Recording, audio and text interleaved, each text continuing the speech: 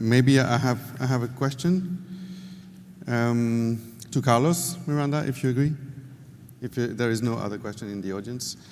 You said you want to shift to traditional and autochthonous varieties, but for white varieties in the experiment you chose Verdejo, Chardonnay, and Sauvignon Blanc, and none of them is really traditional or not autochthonous. Haven't you tried varieties like Tempranillo Blanco, Maturana Blanca, or Viura that are really autochthonous in the Rioja? Have you made experiments? Okay. I don't hear very well the question. Have you made experiments in the Adviclim project with autochthonous varieties of Rioja, like Viura, Maturana Blanca, Tempranillo Blanco? Have you done that? Well, they are currently experimenting with it, and in the last few years there has been a big increase in the acreage of white varieties. Particularly, there's a big interest on them.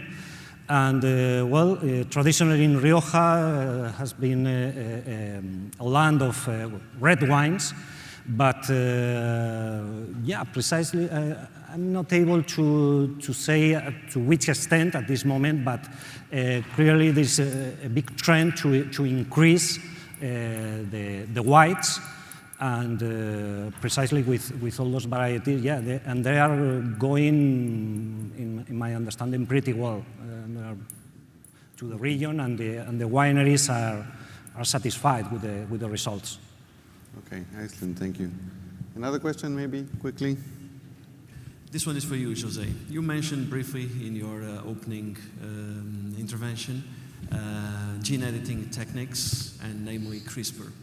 The Court of Justice of the European Union has ruled recently that those techniques would be considered as creating organisms that would be denominated as GMO, as genetic modifying organisms. As far as I understand, it's a different understanding from what is happening in other areas of the world. So what is your opinion, considering, and I totally agree with you, that this may cause a risk in terms of genetic erosion.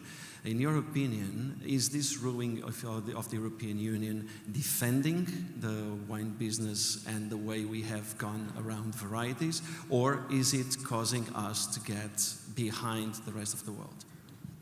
Thank you for the question. So I think it's a problem of terminology.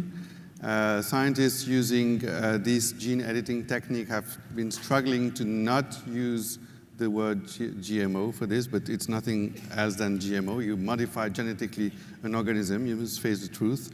But the regulation should be different between a gene that you introduce from a foreign species to another one and modulating the genes within a species. So with the regulation, I think they are trying to calm down the people. I don't think they are thinking of helping research and helping moving forward. And I think, just like GMOs, gene editing techniques should be a case-by-case technique, and each case is different. So be it for grape varieties, for oranges or whatever, you need to have a case-by-case study. And they don't allow with regulation that kind of flexibility. So, if it's all, I thank all my three speakers, Joel, Chris, and Carlos again.